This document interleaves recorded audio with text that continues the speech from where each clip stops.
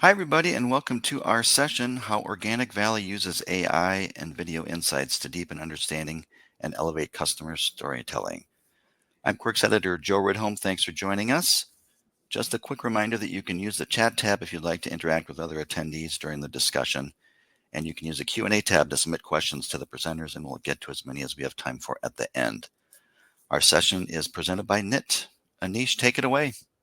Awesome. Thank you so much, Joe. And good morning, good evening, good afternoon, depending on where you're calling in from. My name is Aneesh. I'm one of the co-founders and the CEO of NIT. And as Joe mentioned, today, thrilled to be presenting with Tripp Hughes over at Organic Valley on how Organic Valley uses AI and video insights to deepen understanding and elevate customer storytelling. If this is your first time hearing about NIT, we are the researcher-driven AI platform helping some amazing brands like Organic Valley, Amazon, T-Mobile, and others go from survey to story in days, not weeks. We do this through our philosophy of researcher-driven AI, where we combine the power of and expertise of human researchers with the efficiency of AI to help them go from a survey to building out an analysis plan, fielding their data, analyzing the data, and ultimately getting to a report that looks and feels like something an expert human researcher would have put together because it has all the context of an expert human researcher. We also combine quant and qual in one single study so that you get the robust what embedded with consumer videos to get to the why behind many of your questions.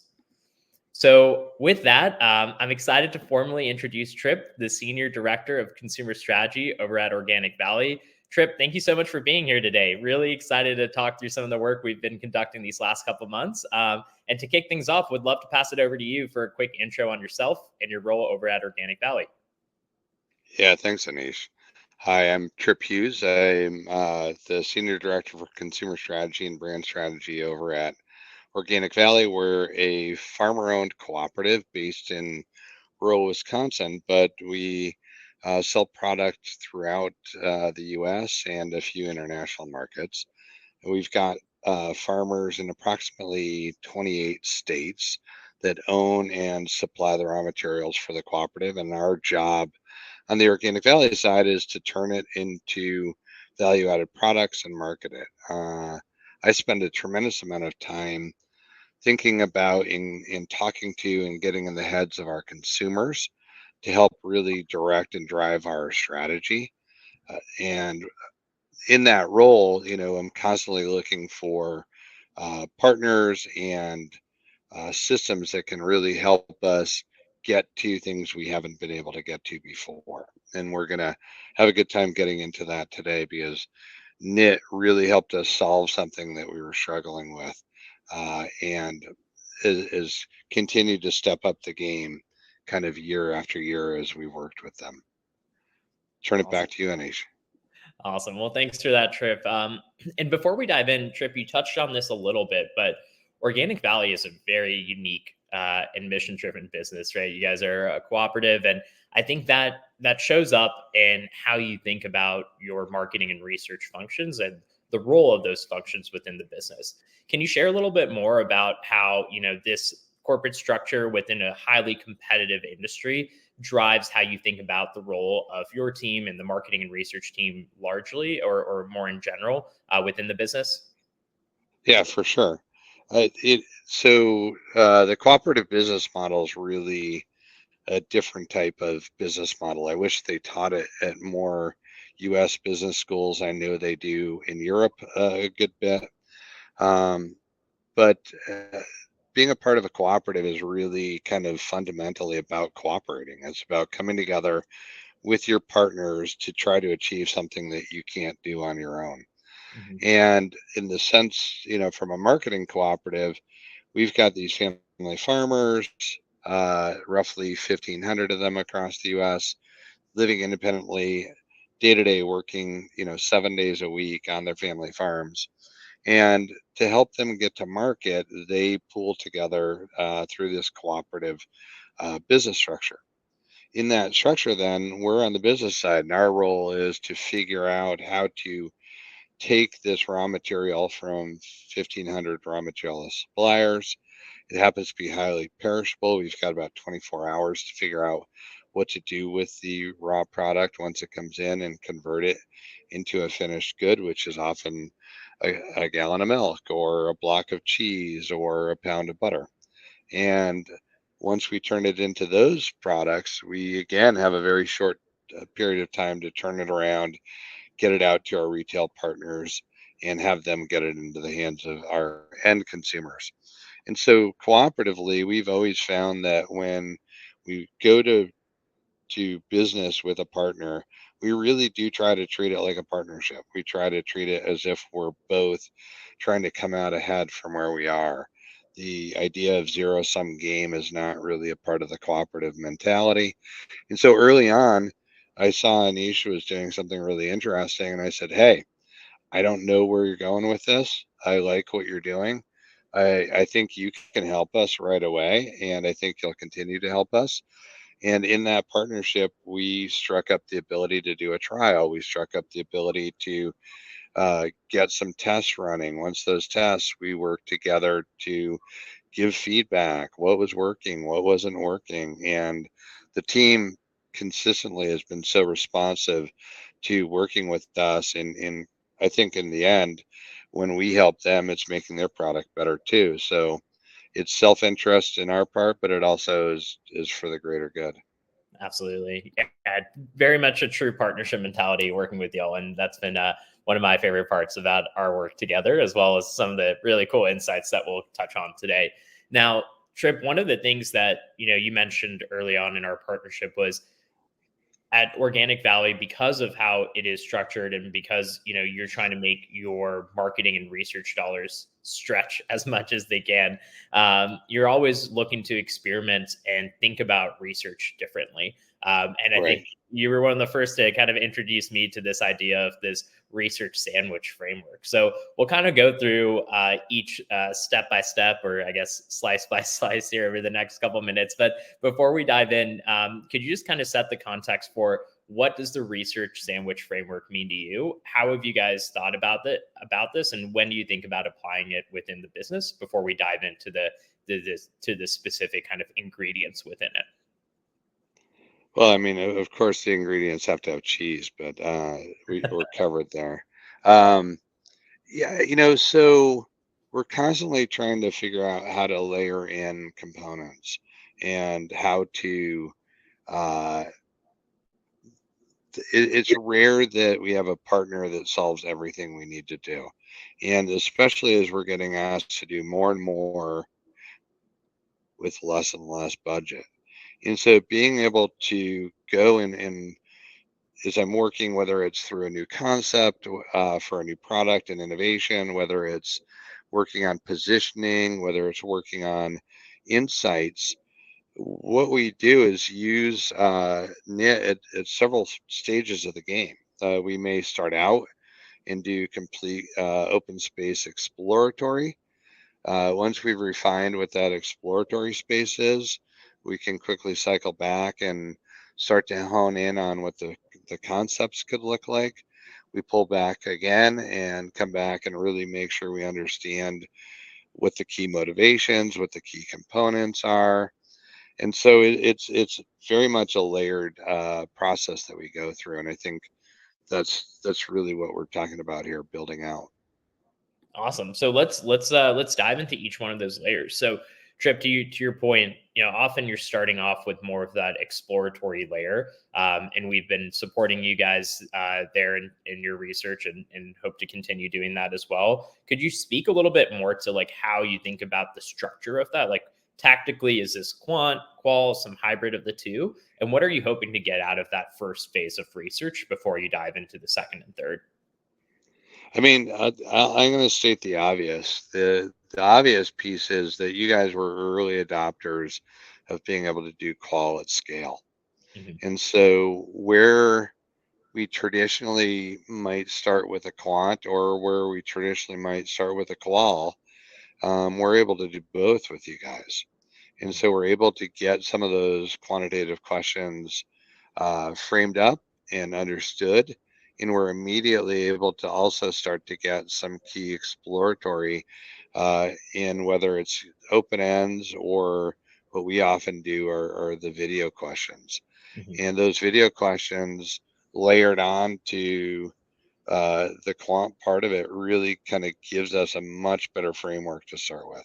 Yeah, absolutely. And we'll see some examples of those video show reels throughout the presentation today. But from there, Tripp, you mentioned you'll kind of use that to kind of explore and frame some of those questions and then dive into the meat of it. No pun intended here with some of the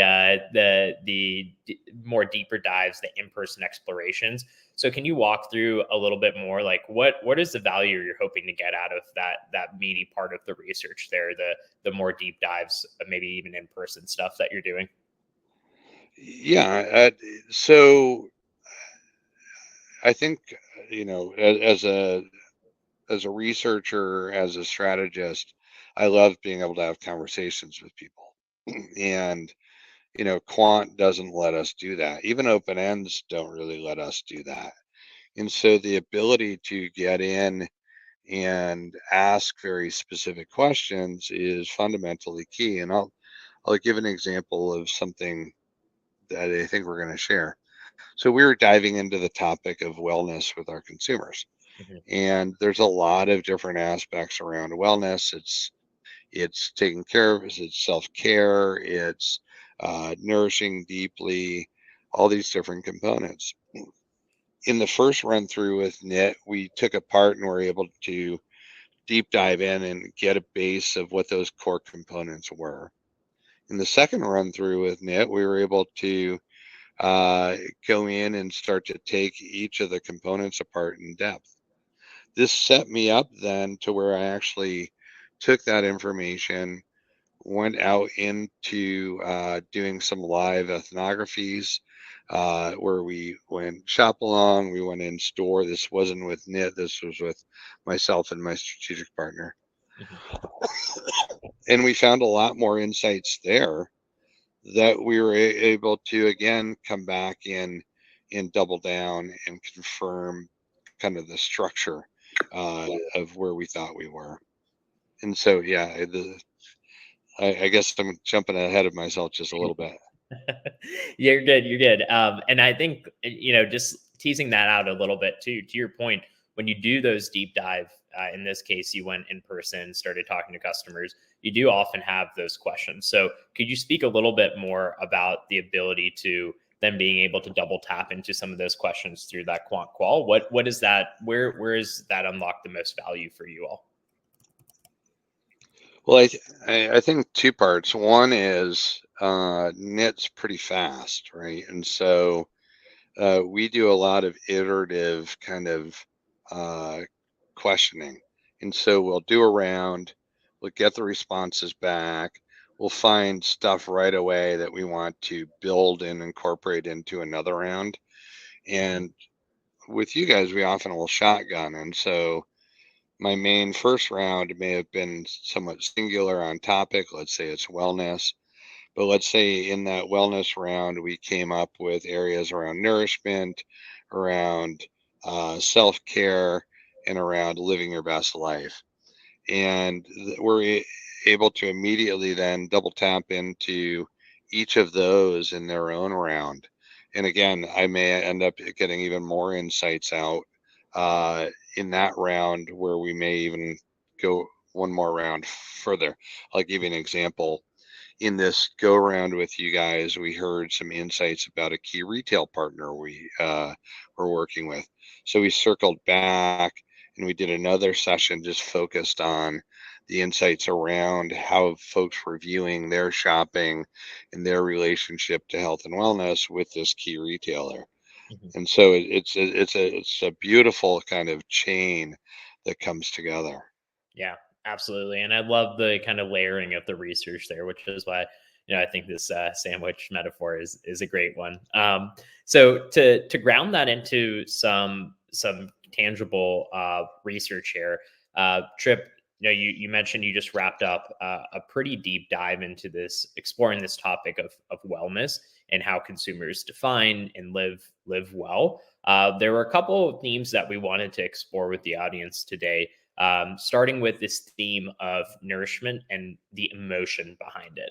Right. I really love this line that you shared with us, which is, at the end of the day, what food feels or what food makes us feel like is just as important of what's actually as what's actually in our food. So why don't we just take a minute here, Tripp, if you could expand on some of the insights that you got through this work that was supported by the NIT platform, but also some of those deeper dive kind of ethnographies and in-person stuff that you did. Could you speak a little bit to some of those key insights, what you learned, and how this kind of is being applied across the business today? Excuse me. Sure. So what we're seeing on the right side of the slide is what nourishment feels like to consumers. Are quotes out of net. And so as we're having these conversations, consumers really get to express it in their own words. We then are able to use NIT's AI, um, excuse me, to go in and organize it and structure it and find key themes. And so to the left side of the page, we're laying out kind of the key theme areas that were starting to emerge as we were specifically talking about nourishment. So again, we started up with a higher level study on wellness. We realized that nourishment was one of the key areas. We came back in, spoke specifically about nourishment, and it's really powerful when I'm able to go back to the team and not just give them the framework structure, but start to give it to them in the language of the consumers as well.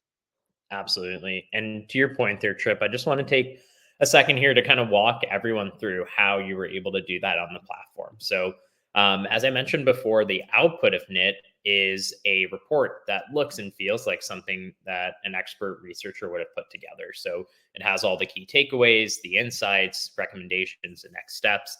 What you'll see here is how we kind of gathered and bubbled up to the top some of those key themes and quotes that Tripp talked about.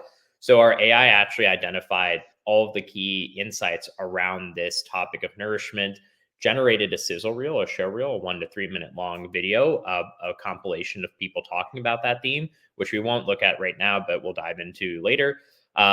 It went through and actually explained the rationale behind the analysis, gave a quick summary of what the insights were saying, but then also made it really easy, as Tripp mentioned, to find those themes and sub themes down to the respondent level. So if you want to either show the video or pull out those specific quotes, really bringing a theme to life, it's really easy to find that within the data set. And because NIT combines both quant and qual data, you can then cut and slice and dice that data through different lenses. So in this case, if you wanted to cut all those qualitative themes by a quantitative attribute like generation or gender, our AI tool makes that really easy to do. So this kind of brings us to Yeah, I mean, I was just going to say it's to think about 4 years ago when I did qual at any type of scale, and we were hand coding everything, and we were going back and trying to analyze. It was brutal. And what NIT has done in leapfrogging, both in how you're thinking about the structure and organization, plus your technology, has just really enabled. This used to be a $20,000 project, Mhm. and we're able to do rounds of it for, I don't know, anywhere from 2,500 to 5,000 or something like that, depending upon how many audience people I'm trying to pull in. Don't use my numbers because you have no idea how many audience I'm talking to. But my point is, I'm able to reduce the cost significantly and get much better results. Absolutely. Yeah, and I think that is ultimately what leads to that ability to iterate, as you were talking about. So, another area where we saw the voice of the consumer really come to life, Tripp, is around some of the insights that you shared around the context of nourishment, right? Where is it happening? When is it happening? How did this kind of shape how you think about, you know, where organic value or how organic value shows up for its customers? Yeah, I mean, one of the key pieces is again understanding, if it's starting on the left, what their experience was, and trying to work it back into the understanding of what these moments are. Uh, they talk about, what are the settings. They give us a lot of insights that you would never get on a quant, but um, to get them at scale on a qual was pretty rare. You certainly weren't getting them in open ends. And so my team is always uh, thinking about now what, so what. And so we always have to put it in kind of a framework that helps us understand kind of the full landscape of how the consumer's thinking and what they're talking about. And so, this is this idea of laying out framework and and getting into it makes it so much easier then for my team to pick it up and work with it. And you've talked about show reels too, and so the ability to then come back and put together show reels that can also bring this to life is like the final punch on the pudding. Yeah. Awesome. And just bringing that ability to life for everyone on the call today. So to Tripp's point, being able to really visualize that is super important. So just walk through how we were able to do that on the platform. Once you identify the theme, in this case, social context, how are people kind of where does nourishment pop up around that social connection? You can see the AI identify that theme and the different sub themes there, and then automatically generates this video show reel for you. In this case, it's about a 3-minute video compilation of people talking about those different themes. We make it And really it's super editable too. exactly, yeah, and we make it really easy to edit. So to Tripp's point there, if you wanted to edit one of the videos, you simply highlight or deselect what's been highlighted, and it will cut the data there. And then you can also add your own different elements. So your own branding, your own images, your own videos, and then your own kind of soundtrack as well. We have all the latest hits in the land of elevator music here. So really helps kind of dress up your video a little bit more so that you can share it across the organization. So, Tripp, as we wrap things up here and head into Q&A, I just want to drive home some of the key themes that you spoke about in this world of doing more iterative research, running research faster, stretching your dollar as much as you can. I know there were a couple things that stood out to you when it came to working with the knit with our team and the knit platform here. Can you just speak a little bit more to some of those things around the ability to scale qual affordably, the ability to get this research done faster through our AI technology, and again, touch on some of the ways you've been using the different outputs? Sure. I mean, what I like about knit is the flexibility. And so I may do a project where I'm talking to 10 people. I may do a project where I'm talking to 200 people. And the framework and structure is the same for either one, right? And so this idea of scale is super key. Uh, this idea that I've talked about is we may start with a big group and then we may shotgun out a bunch of smaller groups to really refine some of the ideas. Uh, that the we can do that super easily in terms of we've identified the audiences that we're working with. We know how to move it through. Knit, I think one of the things we talked about is Knit's super great at also helping us set up the surveys. Mhm. So understanding what we're trying to get to and how to structure it.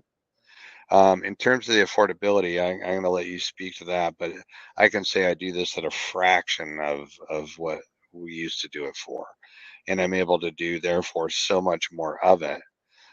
Speed and technology wise, the turnarounds, depending upon how tight of an audience, and Aneesh knows I work with a lot of tight audiences. Uh, the speed's still pretty darn good, and the speed to report is right there. It's instantaneous. And getting to those final outputs and exports, the customization of of the reports, the ability to we still go back into old data that we've run and pull pieces out that have come up in new research that we've done. somebody may bring up a topic and we're like, oh, hey, let's go back and look at that study we did before and see if this was popping up at all. And it often is.